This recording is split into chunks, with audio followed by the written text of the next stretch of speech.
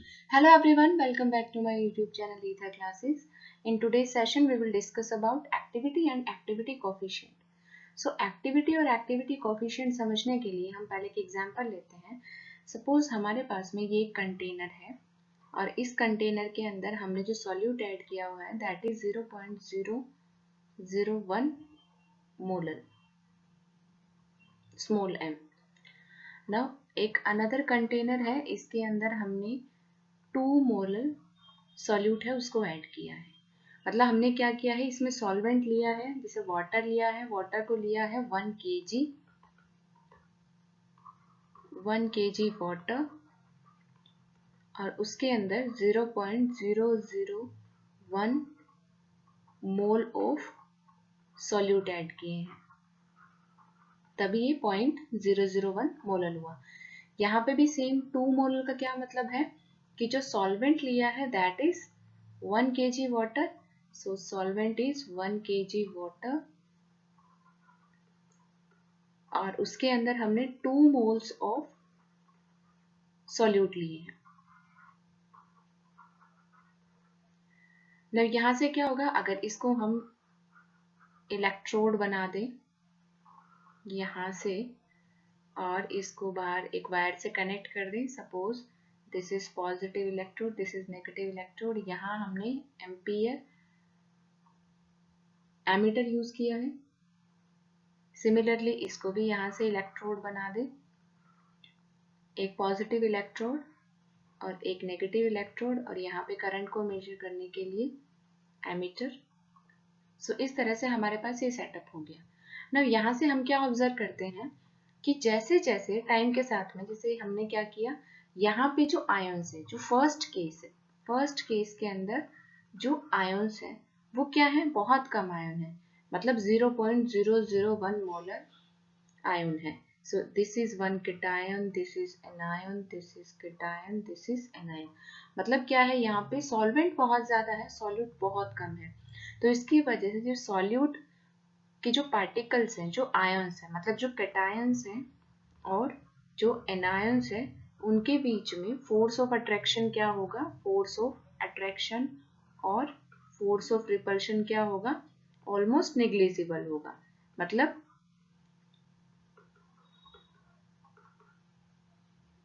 यहाँ पे first case के अंदर मतलब इसका क्या हुआ कि फोर्स ऑफ अट्रैक्शन नेग्लिजिबल है, मतलब जो आयंस हैं वो फ्रीली मूव करेंगे और फ्रीली मूव करेंगे मतलब वो ज्यादा करंट है वो उसको कंडक्ट करेंगे. सो ये जो फर्स्ट केस है इसके अंदर क्या हो गया, ये इसका एग्जाम्पल होगा, this is an example of ideal solution. Ideal solution क्या होता है, जिसके अंदर जो पार्टिकल्स है उनके बीच में कोई फोर्स ऑफ इंटरेक्शन नहीं होता, ना तो फोर्स ऑफ अट्रैक्शन होता है ना फोर्स ऑफ रिपल्शन होता है.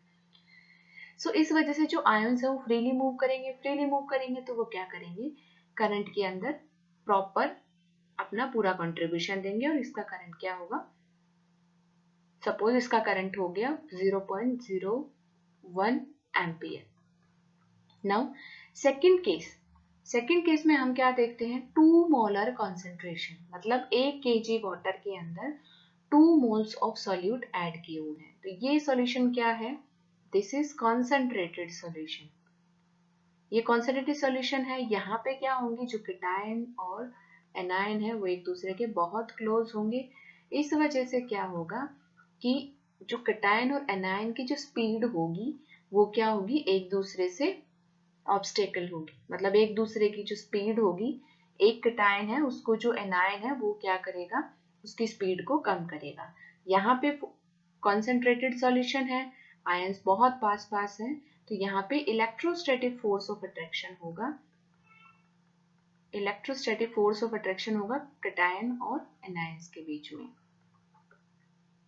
Between cations and anion. इस फोर्स ऑफ अट्रैक्शन की वजह से जो आयंस है वो फ्रीली मूव नहीं करेंगे तो इसमें जो करंट होगा वो क्या होगा, कम कैरी होगा. सो अगर हम दोनों कंटेनर को मैच करें, दोनों कंटेनर को कंपेयर करें, तो हम क्या देखते हैं कि जो फर्स्ट कंटेनर है उसके अंदर क्या है, करंट का अमाउंट क्या होगा, ज्यादा होगा, वो डाइल्यूट सॉल्यूशन है. जबकि सेकंड जो केस है उसमें सॉल्यूशन क्या है, कॉन्सेंट्रेटेड, मतलब सॉल्यूट हमने ज्यादा डाला है बट फिर भी जो करंट होगा वो क्या होगा, बहुत कम होगा. तो उसका रीजन क्या है कि जो पार्टिकल्स हैं वो एक दूसरे से इलेक्ट्रोस्टैटिक फोर्स ऑफ अट्रैक्शन से कनेक्टेड हैं। इस वजह से उनकी जो स्पीड होगी वो क्या होगी, कम होगी। स्पीड कम होगी मतलब करंट को कैरी करने की स्पीड क्या होगी, कम होगी, तो करंट क्या होगा, कम होगा। तो यहाँ से हमने क्या देखा कि जो सेकंड केस है उसमें भले ही चाहे सॉल्यूट है वो बहुत ज्यादा है, लेकिन यहाँ पे जो करंट है वो क्या होगा, कम होगा। सो इससे हमने क्या कंक्लूड किया कि जो सेकंड जो केस है उसके अंदर जो एक्टिविटी है, मतलब जो एक्टिव पार्टिसिपेशन है इन करंट, वो क्या है, आयंस का बहुत कम है। करंट कम होने का क्या मतलब है कि जो एक्टिव पार्टिसिपेशन है आयंस का वो क्या है, बहुत कम है। जैसे अगर एक क्लास में 400 स्टूडेंट्स हैं और उस क्लास के अंदर से अगर सिर्फ 100 स्टूडेंट्स हैं वो एक्टिव है, मतलब 100 स्टूडेंट्स को ये पता है कि टीचर उन्हें क्या समझा रहा है, क्या कॉन्सेप्ट है, वो क्लियरली सुन रहे हैं उसको और उसको क्लियरली एग्जीक्यूट भी कर पा रहे हैं जो भी न्यूमेरिकल्स दिए जा रहे हैं वो। लेकिन अगर 300 स्टूडेंट्स हैं, वो कोई गेमिंग में बिजी है, कोई किसी दूसरे काम में बिजी है, तो इसका मतलब क्या है कि जो एक्टिव स्टूडेंट्स हैं वो कितने हैं, 100 स्टूडेंट्स हैं। देखने को तो 400 स्टूडेंट दिख रहे हैं टोटल, लेकिन जो एक्टिव स्टूडेंट्स हैं वो कितने हैं, सिर्फ 100 स्टूडेंट्स हैं। तो एक्टिविटी क्या होती है, एक्टिविटी होती है कि किसी भी कोई भी सॉल्यूशन है उसके अंदर से कितने एक्टिव पार्टिसिपेशन है आयंस का करंट के लिए। सो एक्टिविटी है वो क्या हो गई, जो फर्स्ट केस है उसके लिए एक्टिविटी कितनी हो गई, 1 हो गई। जो सेकंड केस है उसके लिए activity is not equal to 1 होगी। सो यहाँ से हम क्या देखते हैं कि activity is directly proportional to molality. m is molality, और मोलैलिटी क्या होता है, number of moles of solute divided by mass of solvent, or that must be in kg, this mass must be in kg. So molality, so यहाँ से activity is directly proportional to molality, और यहाँ से जब इसका directly proportional का sign हटाएंगे, so this will be equal to gamma into m. यहाँ पे A is activity, gamma is activity coefficient,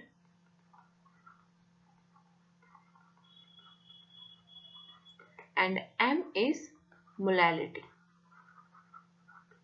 सो यहाँ से हमने क्या देखा कि जो एक्टिविटी है उसका ये फॉर्मूला यहाँ से डेराइव हुआ है, ये फॉर्मूला यहाँ से हमने ऑब्टेन किया है ना। इस फॉर्मूले के बेसिस के ऊपर हम देखते हैं कि कोई भी सॉल्यूशन है उसमें उसकी एक्टिविटी कैसे कैलकुलेट करेंगे। नाउ एक एग्जांपल लेते हैं, दैट इज NaCl। NaCl है वो डिसोशिएट होगा, that will give Na positive ion and chloride ion. Now जो सोडियम आयन है, जो सॉल्ट है उसकी एक्टिविटी हो गई 1, मतलब एक्टिविटी हो गई A। तो सोडियम आयन की एक्टिविटी क्या होगी, activity of cation is A positive, activity of anion is A negative. Now activity coefficient is gamma, so activity coefficient of cation is gamma positive, activity coefficient of chloride is gamma negative. So यहाँ से हम क्या देखते हैं कि अगर हमें activity calculate करनी है, so that will be equal to activity of cation into activity of anion. Now activity of cation that will be equal to, हमने अभी फॉर्मूला डेराइव किया था, that is gamma A is equal to gamma into molality. So activity of cation will be activity coefficient of cation into molality, and activity of anion that will be equal to activity coefficient of anion into molality। और यहाँ से हम एक चीज और भी देखते हैं कि यहाँ से जो cation और anion है, so gamma positive is equal to gamma negative and that will be equal to gamma positive negative. This is mean activity coefficient. So this is mean activity coefficient. So यहाँ से हम क्या लिख सकते हैं कि जो हमारे पास ये इक्वेशन है, इस इक्वेशन के अंदर अगर हम वैल्यूज पुट करें, so this will be equal to A is equal to A positive is gamma positive into M, A negative is gamma negative into M। Now A will be equal to gamma positive को क्या लिख सकते हैं, gamma positive negative into M, और gamma negative को क्या लिख सकते हैं, gamma positive negative into M. So यहाँ से हमने क्या कंक्लूड किया, so this will B A will be equal to this one. ना ये हमारे पास एक सिंपल क्वेश्चन था, इसको हमने इस तरह से सॉल्व किया। अगर कोई कॉम्प्लेक्स क्वेश्चन गिवन हो तो हम उसके लिए एक जनरल मेथड सॉल्व कर लेते हैं। सपोज ना एक जनरल हम इक्वेशन डेराइव कर लेते हैं ताकि एक्टिविटी और एक्टिविटी कोफिशिएंट निकालने में इजी हो जाए। सो ए एक्स बी वाई करके अगर हमारे पास में कोई सॉल्ट है तो इसको हम डिसोशिएट करेंगे तो क्या होगा, ए पॉजिटिव बन गया और बी नेगेटिव बन गया। पॉजिटिव पे चार्ज कितना आ गया, वाई पॉजिटिव, इस पे आ गया एक्स नेगेटिव। नाउ ए के कितने, मतलब ए कितना है, एक्स है, सो एक्स कोफिशिएंट हो गया, वाई का बी का कोफिशिएंट क्या हो गया, वाई हो गया। तो यहाँ से हम क्या लिखेंगे, अगर इसकी एक्टिविटी ए है सो इसकी एक्टिविटी क्या होगी, ए पॉजिटिव, और इसकी एक्टिविटी क्या होगी, ए नेगेटिव। ये गामा है so this one will be gamma positive and this one will be gamma negative. So यहाँ से A will be equal to A positive into A negative, ये हुआ यहाँ से। सो यहाँ से अगर हम ए पॉजिटिव कैलकुलेट करें, सो ए पॉजिटिव क्या आएगा, हमने अभी फॉर्मूला लिखा था, that is gamma positive into M. So यहाँ से हम क्या लिख सकते हैं, gamma positive into M. Now the point is कि यहाँ पे एक कोफिशिएंट है, जब भी कोफिशिएंट होगा हम कोफिशिएंट भी लिखेंगे इसके अंदर। और ए नेगेटिव क्या हो गया, गामा नेगेटिव इंटू एम, और कोफिशिएंट इज वाई, सो यहाँ पे क्या लिखेंगे हम, Y. Now A will be equal to, A positive is X into gamma positive into M, और A negative is y into gamma negative into M. Gamma positive is equal to gamma negative को हम क्या लिख सकते हैं, gamma positive negative. So यहाँ से अगर हम लिखें, अच्छा जो एक्टिविटी थी, एक्टिविटी ऑफ, जो शुरू में हमने इक्वेशन ली थी, सो activity of cation into activity of anion, उसकी पावर भी आएगी, पावर विल बी x। सो यहाँ से हम लिखेंगे एक्टिविटी ऑफ कैटायन कितनी है, A, और जो कोफिशिएंट है that is x, so power will be x. Activity of anion is A negative and coefficient is y, so this will be y. So यहाँ से हम इसका कोफिशिएंट लगाएंगे। नाउ यहाँ से क्या लिख सकते हैं कि x की पावर x, गामा पॉजिटिव की पावर x, m की पावर x, y की पावर y, गामा नेगेटिव की पावर y, m की पावर y। हमने इस पूरे को एक्सपेंड किया है। नो x की पावर x और y की पावर y, ये लिख सकते हैं। m की पावर क्या हो गया, बेस सेम है तो दोनों पावर ऐड हो जाएंगी, मतलब x प्लस y। और गामा पॉजिटिव और गामा नेगेटिव को हम दोनों को क्या लिख सकते हैं, gamma positive negative. So gamma positive को हमने गामा पॉजिटिव नेगेटिव लिखा और गामा नेगेटिव को भी गामा पॉजिटिव नेगेटिव, मतलब मीन एक्टिविटी कोएफिशिएंट की टर्म में लिखा। सो this will be gamma positive negative, दोनों यहाँ पे बेस सेम हो जाएंगे, सो पावर ऐड हो जाएंगी, that will be x plus y. So this is the general equation. इस इक्वेशन से हम किसी भी सोल्यूशन में एक्टिविटी क्या कर सकते हैं, कैलकुलेट कर सकते हैं। नाउ अगर हमारे पास में, जैसे हमने अभी जो एग्जाम्पल लिया था NaCl का, अगर उसको यहाँ से इस जो ये जो फॉर्मूला आया है इससे सॉल्व करके देखें, सो वो कितना होगा, मतलब आंसर उससे कितना आएगा, अभी चेक कर लेते हैं। सो यहाँ पे देखो, जो Na पॉजिटिव कैटायन का कोफिशिएंट क्या था, x, सो x कितना है 1, जो एनायन था उसका कोफिशिएंट कितना है 1, यहाँ पे हमने डिसोशिएट करके लिख लिया, सो कोफिशिएंट हमें मालूम हो गया।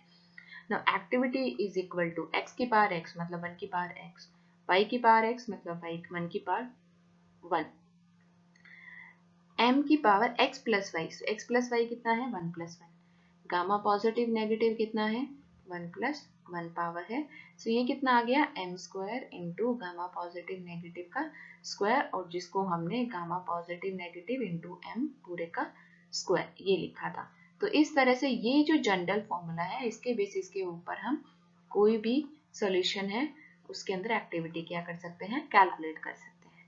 नाउ इसी के ऊपर कुछ क्वेश्चन कर लेते हैं। Now suppose question is BaCl2.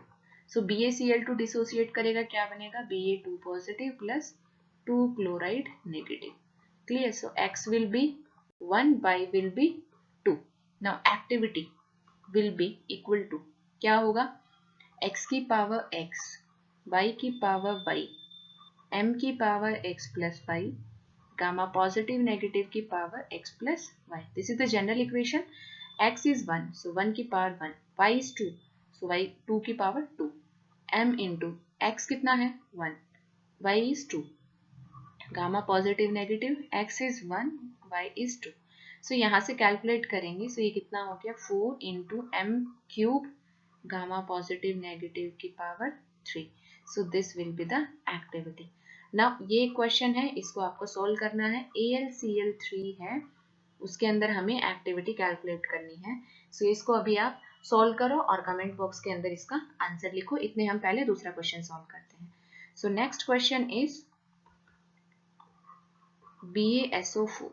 So BaSO4 का अगर डिसोशिएट करेंगे तो क्या बनेगा, Ba2 positive plus SO4 2 negative. Now x is 1, y is 1.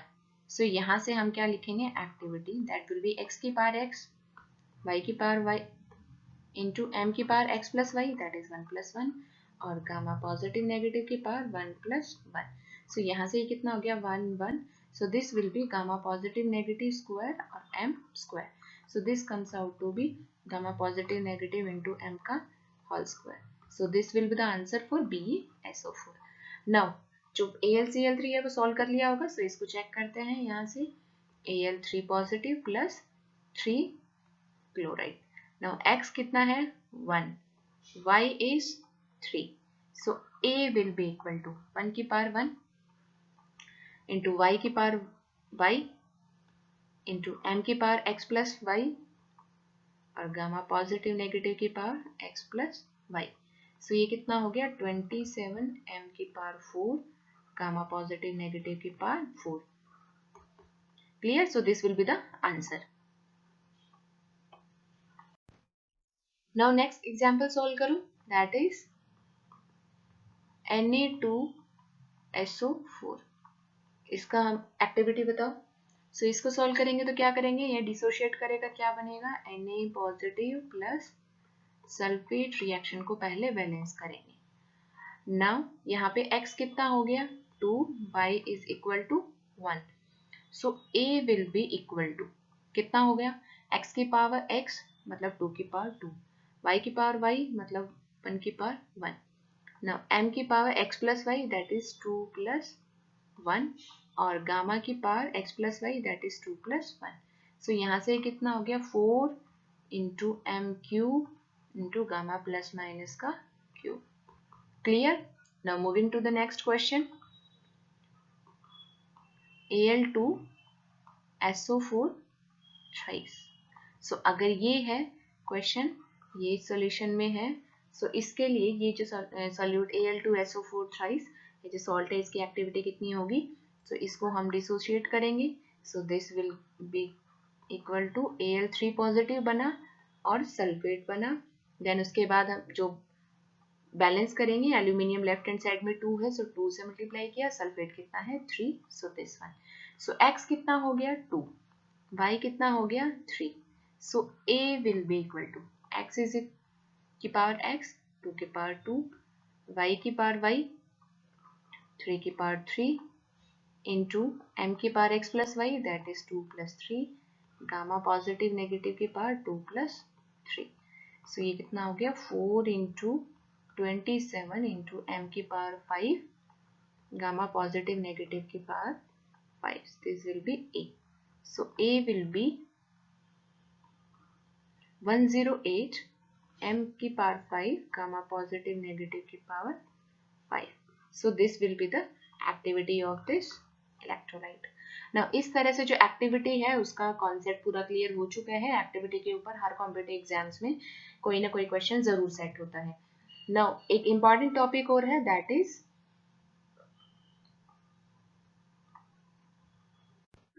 Ionic strength.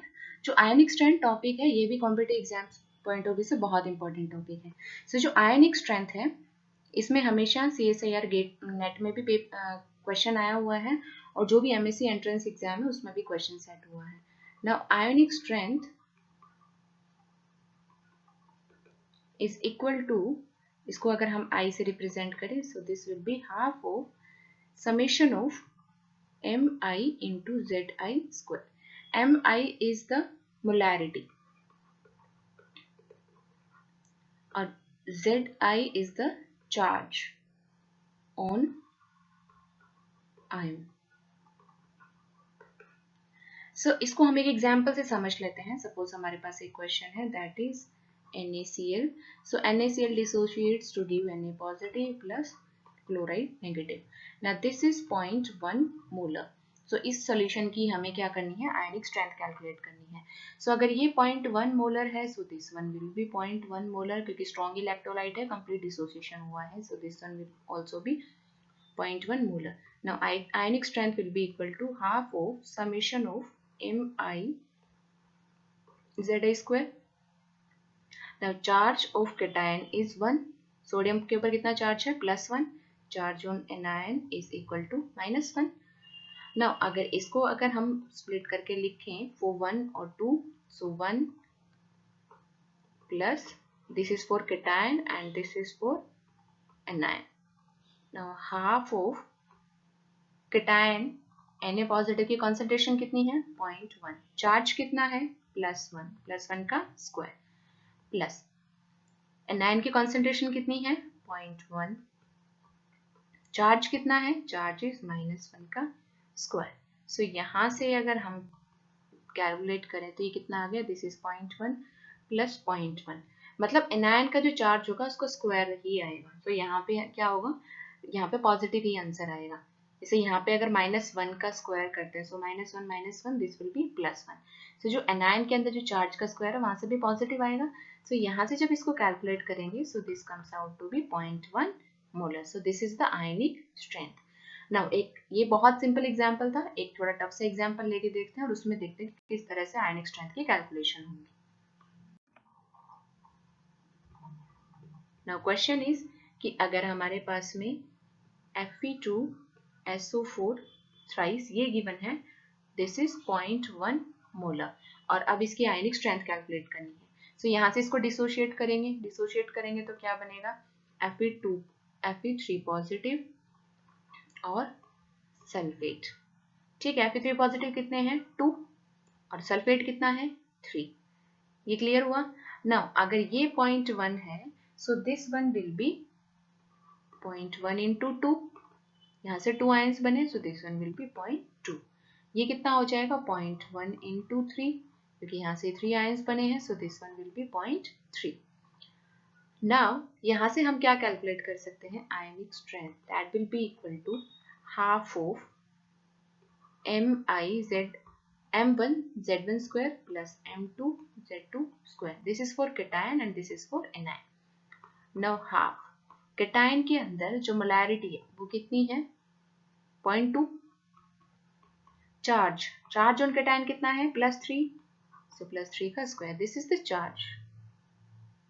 Now anion है, उसके अंदर कॉन्सेंट्रेशन कितनी है, 0.3, और जो चार्ज है this is -2. So this will B -2 का होल स्क्वायर.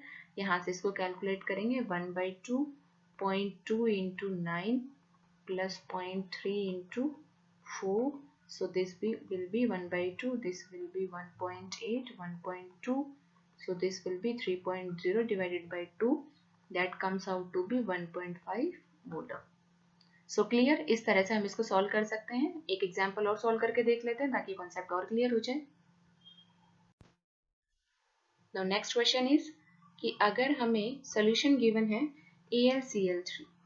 AlCl3 गिवन है 0.1 मोलर, तो इसके अंदर आयनिक स्ट्रेंथ कैसे कैलकुलेट करेंगे. सो AlCl3 को डिसोशिएट करेंगे, क्या बनेगा, एल्यूमिनियम 3 पॉजिटिव और क्लोराइड नेगेटिव. क्लोराइड कितने हैं, 3. यहाँ से बैलेंस करेंगे रिएक्शन को, सो this one will be the reaction. Now जो cation है वो कितना है, जो सॉल्ट है वो कितना है, 0.1 मोलर है. cation कितना हो जाएगा, 0.1 मोलर. कोफिशिएंट कितना है, 1. ये कितना हो गया, 0.1 into 3, that is 0.3 molar. Now ionic strength, that will be equal to half of M1 Z1 square plus M2 Z2 square, half of concentration of cation कितनी है, 0.1, and charge on cation कितना है, +3. So this will be +3 का square plus concentration of anion is 0.3 और charge कितना है -1 इसका square. सो यहाँ से इसको सोल्व करेंगे 1/2 0.1 इंटू 9 प्लस 0.3 इंटू 1। सो ये कितना आ गया 1/2, this is 0.9 plus 0.3, so this will be 1.2 divided by 2, that is 0.6 molar. Clear. Next question solve करते हैं। नेक्स्ट क्वेश्चन इज, अगर सॉल्यूशन गिवन है Na3PO4, दिस इज 0.1 मोलर। इसकी आयनिक स्ट्रेंथ कैलकुलेट करनी है। सो कैसे करेंगे, इसको डिसोशिएट करेंगे। यहाँ से बना Na positive plus phosphate ion, this one. Now यहाँ से रिएक्शन बैलेंस करेंगे, 3 सोडियम और 1 फॉस्फेट। नाउ 3 सोडियम कॉन्सेंट्रेशन कितना हो गया 3 into 0.1, so this will be 0.3। यहाँ पे कॉन्सेंट्रेशन कितना हो गया 0.1 molar. Now ionic strength will be equal to half into m1z1 square, this is for cation, plus m2z2 square. हमने ये फॉर्मूला अप्लाई किया है, this is half of summation of mi/zi square. जितने भी हमारे पास में आयंस होंगे उन सबको लिखेंगे। अभी हमारे पास दो तरह के आयंस है, इसलिए m1z1 square plus m2z2 square लिखा है। 3 होता तो थर्ड और ऐड हो जाता m3z3 square. Now half of concentration of cation कितनी है 0.3, चार्ज ऑन केटायन, सोडियम के ऊपर चार्ज कितना है +1, प्लस कॉन्सेंट्रेशन ऑफ एनायन कितना है 0.1, चार्ज कितना है -3। यहाँ से इसको सोल्व करेंगे, so this comes out to be 0.3 plus 0.1 into 9, so this will be equal to 1/2 into 0.3 यहाँ से हो गया और 0.9 यहाँ से हो गया, so this will be equal to 1.2 divided by 2, that is 0.6 molar.